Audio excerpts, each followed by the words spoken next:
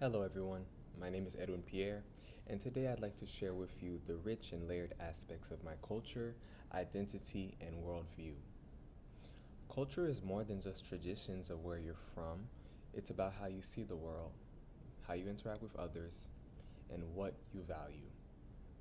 I'll be walking you through my cultural identification, religious background, language, and my personal views on society and healthcare.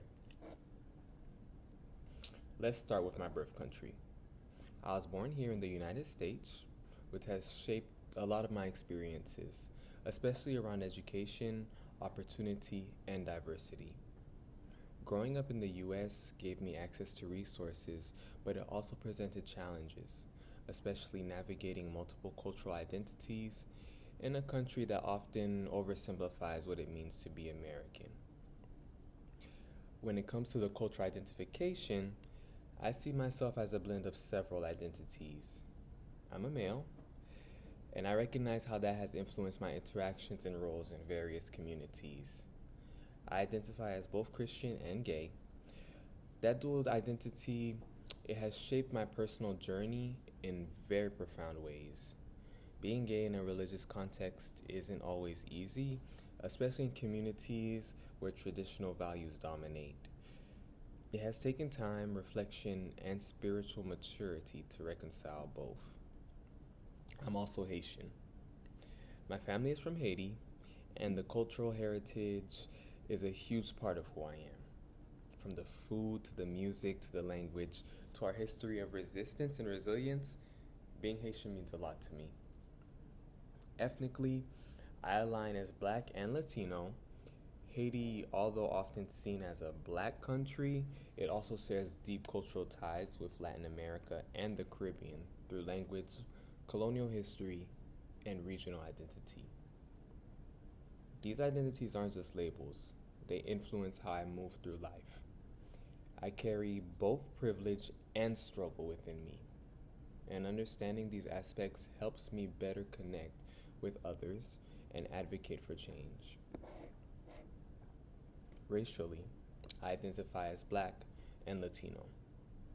Haiti is a predominantly black country, but as I mentioned, it shares roots with Latin America, culturally and geographically. There's rhythm, passion, and community in both identities. However, in the US, the experience of being black often comes with a very specific set of challenges due to systematic racism, while being Latino brings its own linguistic and cultural complexities. I've often found myself having to navigate how people perceive me depending on where I am or who I'm talking to or even who I'm with. But I've come to embrace all the layers of my identity proudly. I was raised in both Catholic and Christian traditions. My grandparents are Catholic. My parents grew up in the Catholic Church, but then transitioned to the religion of Christianity. But I do find that I still have feet in both churches. My family celebrated Catholic sacraments, and I attended Christian churches, youth groups, and Bible studies. I still carry beliefs from both practices: faith in God, the importance of community, prayer, and doing good in the world. Faith have always been a grounding force in my life. However, as someone who is gay, religion was once a place of confusion and conflict. Over time, I realized that my relationship with God is personal. I believe in a God who loves unconditionally. Today, my faith is not just about rituals, it's about compassion, purpose, and living with integrity and truth. When it comes to society and health, I believe that we still have a very long way to go. Healthcare should be a human right, and it really frustrates me that in one of the wealthiest countries in the world, people are still dying because they can't afford treatment. No one should have to choose between rent and insulin. At my job alone, I do work with the underserved as a corrections nurse. Many of my patients, if they don't get incarcerated, they will not get the help that they need and my facility is not a hospital. So the true care that they would need to be better out in the world, they cannot get it at my facility. We do the best that we can, but you can really see the difference between the haves and the have-nots when it comes to where I work. I believe that society should be structured for the people, not the privileged. There's a growing gap between the rich and the poor, and it affects everything: education, housing, justice, and especially health. People are people, and there is no reason that a have should be able to live a better life than someone who has not. In my view, public health should focus on prevention, equity, and accessibility.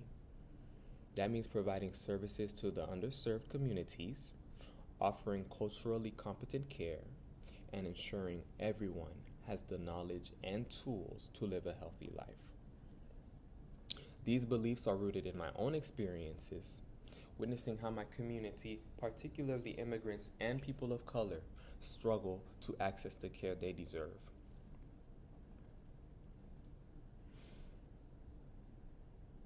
Language use. At home, I speak Creole or Haitian Creole compared to that of New Orleans Creole. It's more than just a language. It's a connection to my roots, my family, and my ancestors. Creole is warm, expressive, and full of rhythm. It connects me to Haitian proverbs, jokes, and prayers that can't quite be translated into English. Speaking it at home reminds me where I come from and the resilience of my people. At work or school, I mostly use English, but I find opportunities to share my language with others, especially in multicultural settings. Being bilingual helps me connect with patients or community members who may feel isolated by language barriers. It's a skill, yes, but it's also a bridge. In closing, my culture is not just one thing. It's a blend of being Haitian American, Black and Latino, gay and Christian, male and multilingual.